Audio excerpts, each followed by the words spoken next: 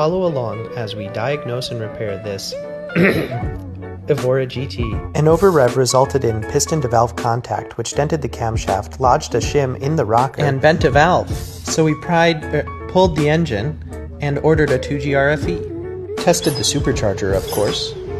Tested the engine bay, of course. We deep cleaned and transferred over the Lotus specific parts.